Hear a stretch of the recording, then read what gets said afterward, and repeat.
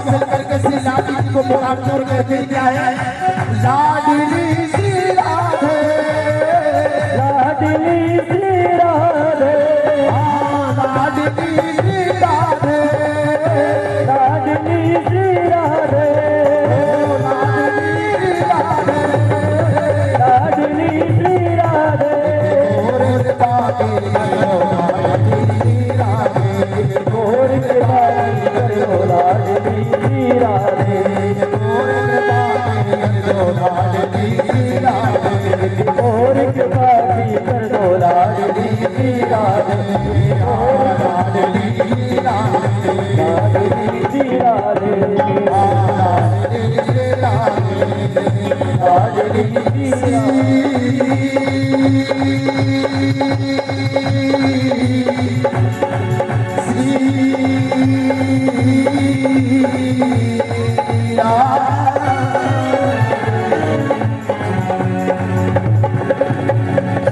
बोले बाल कृष्ण लाल की जय, बोलो राधा रानी सरकार की जय। और कहते हैं जैसे अगस्त ऋषि को एक परम शिष्य सुतीक्ष्ण जी महाराज मिले थे, उसी प्रकार आज वेद व्यास जी परम हर्षित हो गए और कहने लगे आज मुझे मेरा जैसा ही शिष्य प्राप्त हो गया, मेरा पुत्र सुखदेव। और उन्होंने श्रीमद् भागवत कथा का प्रवचन आज सुखदेव महाराज को किया है।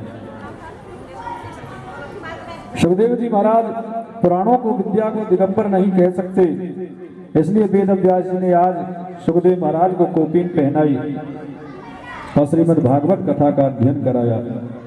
और भागवत को पढ़कर के आज सुखदेव महाराज गदगद हो गए और कहते हैं राजा परीक्षित को जब 7 दिन में मरने का शाप लगा तो परीक्षित की सभा में कोई भी ये निर्णय नहीं कर पाया कि 7 दिन में मोक्ष कैसे मिले।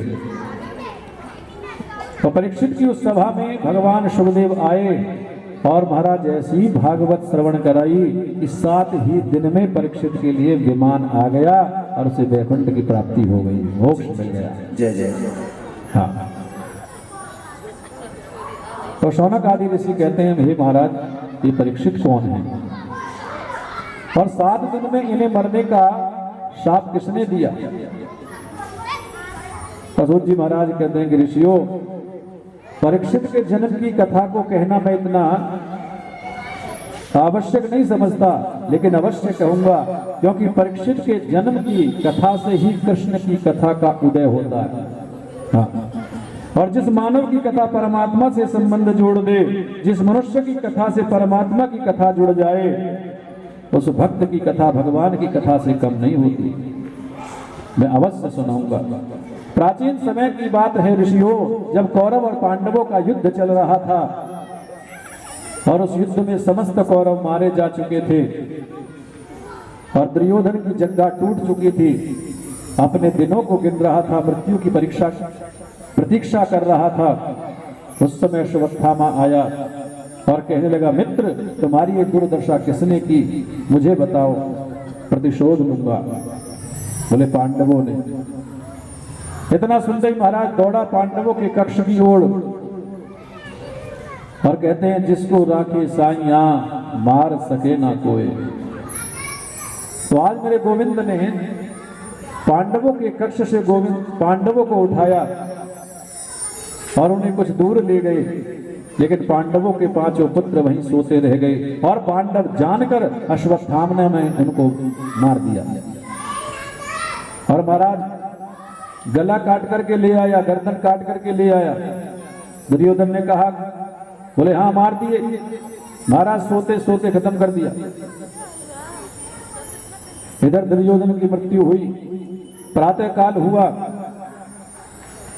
और द्रौपदी रुदन करने लगी, मेरे सोते हुए पुत्रों को मार दिया। अरे इन्होंने किसी का क्या बिगाड़ा था। समस्त प्रजा आ गई, लोग एकत्रित हो गए, लेकिन किसने मारा है ये कोई पता ना लगा सका। अर्जुन ने अश्वत्थामा के बाणों को पहचान लिया। बोले आज पाताल में भी कहीं छुपा होगा तो मेरे हाथों से बच नहीं सकता।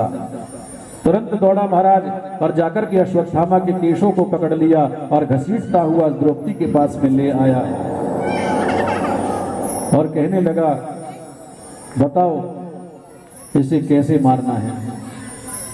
तो द्रौपदी ने जैसे ही अश्वत्थामा को देखा और कहने लगी, मंचता मच्चता मेशो ब्राह्मणों नितरान गुरु, अर्जुन इसे छोड़ दो, ये ब्राह्मण है और आपका गुरुपुत्र है, इसे मत मारना। अब अर्जुन ने कहा कि इनके तो मन में आ गई दया, द्रौपदी के मन में आ गई करुणा। युधिष्ठिर से पूछा, बोले इसको तो मरना ही चाहिए, धर्म कहता है कि जो सोते हुए बच्चों को मार दे उसको तो मृत्यु दंड मिलना ही चाहिए। नकुल सहदेव से पूछा, बोले मार दो। भीम से पूछा, बोले तू छोड़ देगा तो मैं मार दूंगा। भीम से पूछा क्या करना चाहिए, बोले तू छोड़ देगा तो मैं मार दूंगा। हाँ, इधर मेरे गोविंद आज द्वारिकाधीश शांत खड़े हैं। अर्जुन ने कृष्ण के चरणों में पकड़ करके प्रणाम किया, कन्हैया मेरा मार्गदर्शन करो, मैं क्या करूं। अश्वत्थामा का क्या करना चाहिए, सोते हुए 5 पत्थरों को मार दिया। तो भगवान कहते हैं कि ब्रह्मबंधुर न हंतव्यम आततायी बधारहणा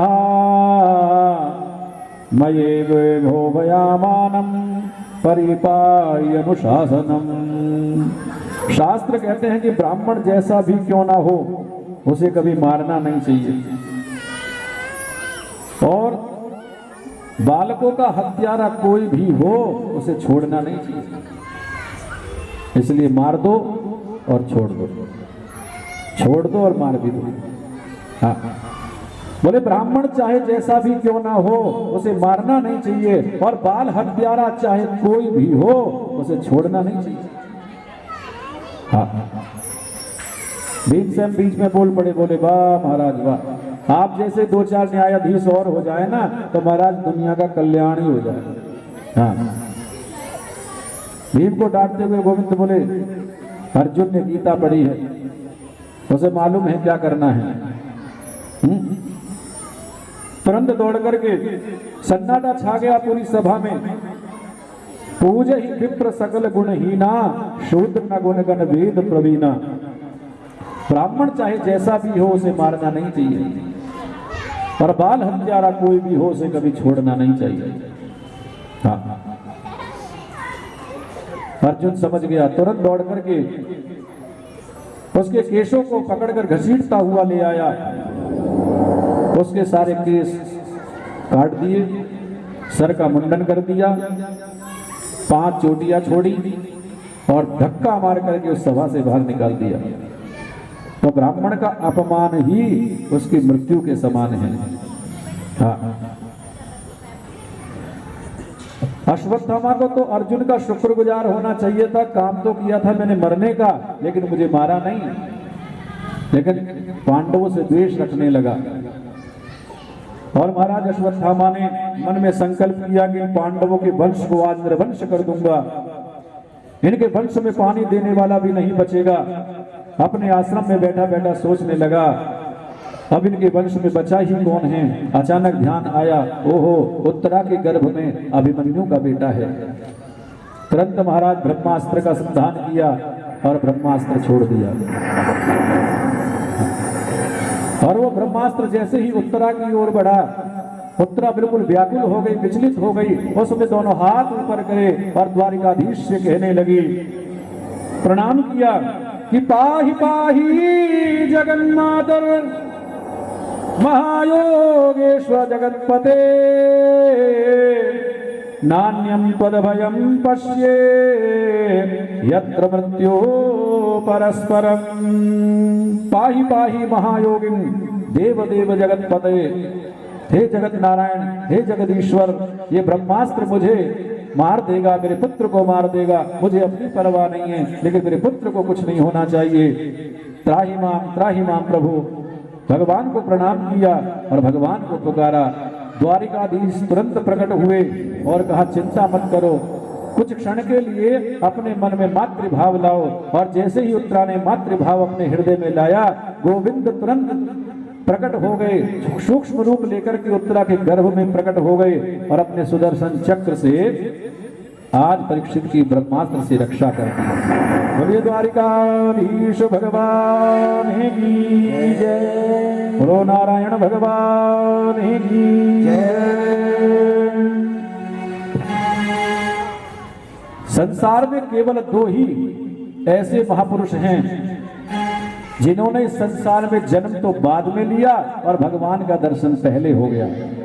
एक तो भगवान शुभदेव महाराज, जिन्होंने संसार में जन्म बाद में लिया, और मायापति भगवान नारायण का दर्शन पहले हुआ गर्भ में ही। और आज वही दूसरे नंबर पर हैं परीक्षित महाराज, जिन्होंने जन्म बाद में लिया और भगवान नारायण का दर्शन आज पहले हो गया। हाँ, सभी ने चरणों में प्रणाम किया और सभी ने कहा तुम भगवान हो, क्योंकि सिवाय भगवान के ये कार्य कोई और नहीं कर सकता। तुम भगवान हो। तो भगवान कहते हैं कि देखो बुआ, ये सब मुझे भगवान बोलते हैं, और आज मैं कहता हूं कि हाँ मैं भगवान हूं, और भगवान होने के नाते आप सबसे मांगने के लिए कहता हूं कि मांगो, आपको क्या चाहिए। और भैया भ्राता युधिष्ठिर सबसे बड़े आप हैं, मांगिए। युधिष्ठिर ने हाथ जोड़ करके कहा केशव, मैं धर्म को कभी छोड़ू नहीं, धर्म से कभी हटू नहीं, ऐसा ही वरदान दे दो। नकुल सहदेव से पूछा, बोले तीनों भाइयों की सेवा मिलती रहे, बार बार आपका दर्शन होता रहे, और क्या चाहिए। भीमसेन से पूछा, तो भीमसेन ने कहा मेरी तो वैसे ही बदनामी करते हैं लोग, जब घर में भोजन बनता है तो आधे में खानदान, आधे में भीमसेन। हाँ, बोले फिर कोई बात नहीं, खाते पीते उठते बैठते सोते जागते मैं आपको कभी भूलूं नहीं। द्रौपदी से कहा सखी कहो क्या चाहिए। द्रौपदी के नेत्रों से आंसू आ गए और कहने लगे, अभी बड़े दुलार से बड़े प्रेम से आपने सखी कहा ना, ये भाव कभी मेरे मन से निवृत्त ना हो। लेकिन क्रांति तो तब आई जब बारी सुभद्रा की आई। सुभद्रा के सिर पे दोनों हाथ प्रभु ने रखे और कहा मांगो बहन क्या चाहिए। भगवान की खास बहन है। आज त्रिलोकी का राज्य भी मांगोगी तो दूंगा, वैकुंठ का सुख भी मांगोगी तो दूंगा, तुम्हारे मांगने में देर होगी, परंतु हे बहन मेरे देने में देरी नहीं होगी। तो आज सुभद्रा ने अपनी साड़ी का पल्लू ऐसे प्रभु के सामने पसार दिया और कहने लगी, अगर देना ही चाहते हो तो गोविंद एक ही वरदान दे दो। हे कृष्ण त्वदीय पद पंकज पंजरान्ते अद्यैव मे विशतु मानस राजहंस कि प्राण प्रयाण समये कपवात पित्तये कंठावरोधन विधौ स्मरणम कुतस्ते।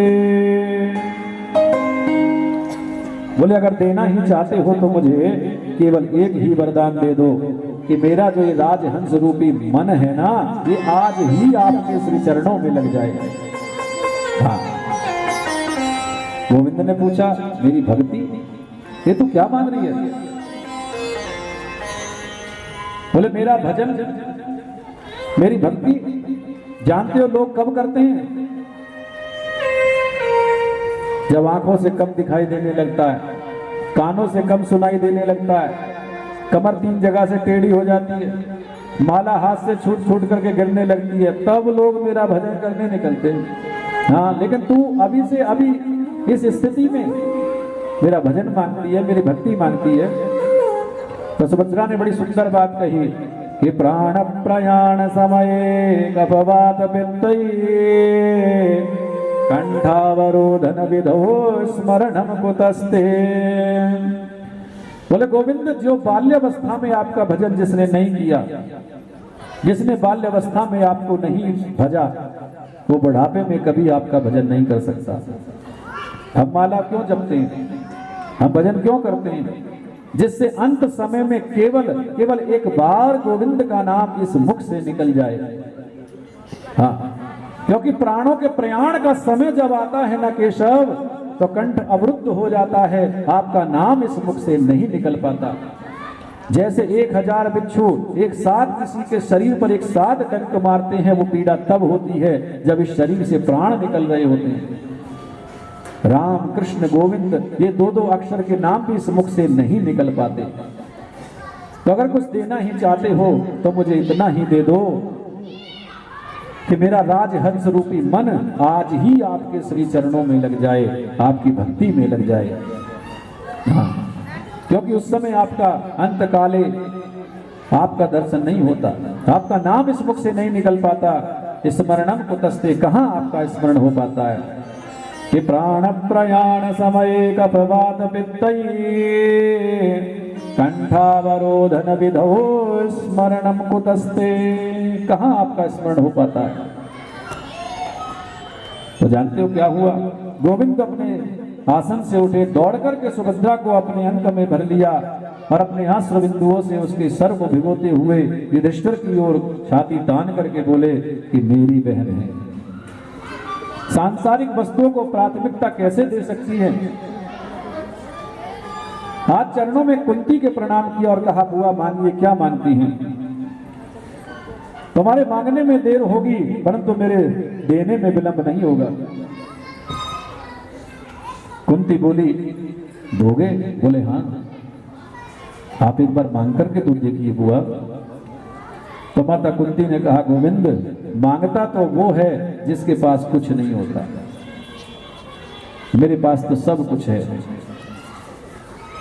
और यदि आज तो मुझे कुछ देना ही चाहता है तो मुझे एक ही वरदान दे दे कि विपदः सन्तु न शश्वत् तत्र तत्र जगद्गुरो भवतो दर्शनं यत् स्यात् पुनर्भव दर्शनम्।